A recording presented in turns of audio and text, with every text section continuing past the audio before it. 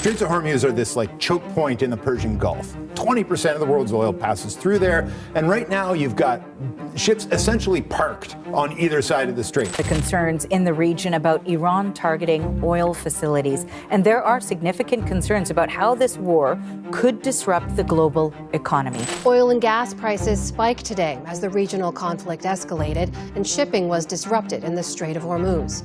About 20% of the world's oil and liquefied natural gas flows through the strait every day. Overnight, gasoline prices across parts of the United States began climbing. Drivers noticed it immediately.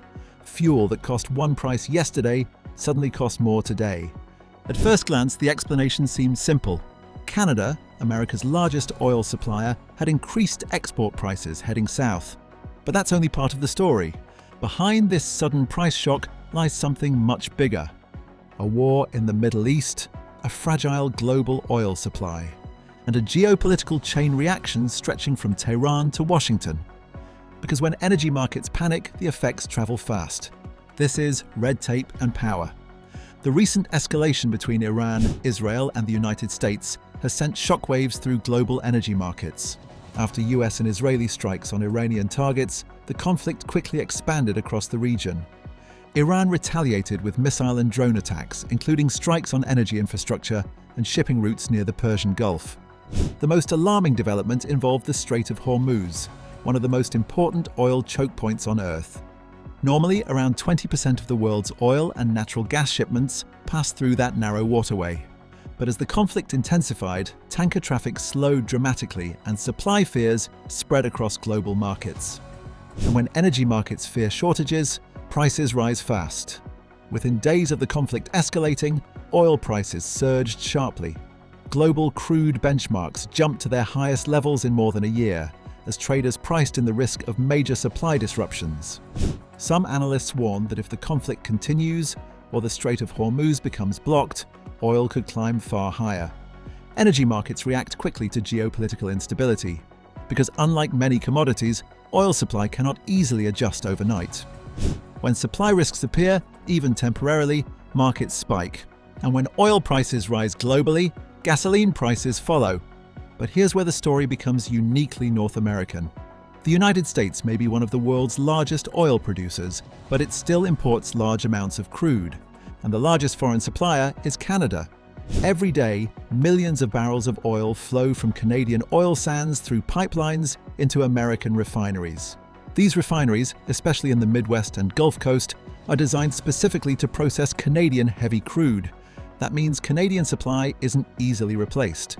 So when global oil prices surge due to war in the Middle East, Canadian oil producers also raise prices. And when Canadian crude becomes more expensive, US gasoline prices rise almost immediately. The process works like this. War disrupts Middle East supply. Global oil prices increase. Exporting countries raise crude prices. Refineries pay more for oil. Gasoline prices rise for consumers. In the current crisis, oil prices climbed rapidly after fears that Iranian retaliation could damage regional energy infrastructure or restrict shipping through the Gulf. And the result is already visible. Gas prices in the United States have jumped significantly, with the national average rising sharply in just days. This situation highlights a fundamental truth about energy markets. Oil is global.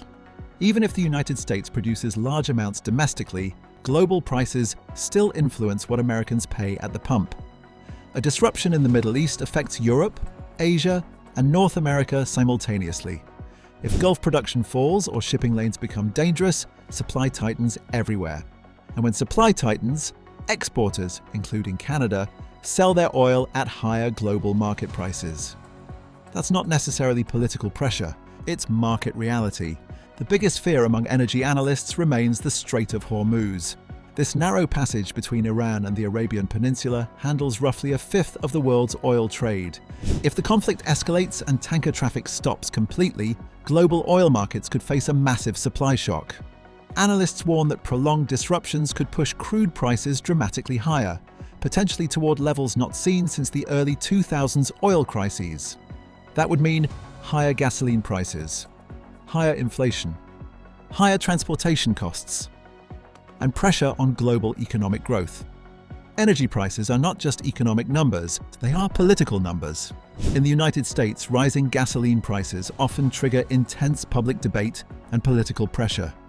Presidents have historically faced backlash when fuel costs rise quickly, and with the Iran conflict escalating under Donald Trump, the political stakes are rising alongside oil prices. If the conflict continues, energy markets could remain volatile, and voters will feel it every time they stop at the pump.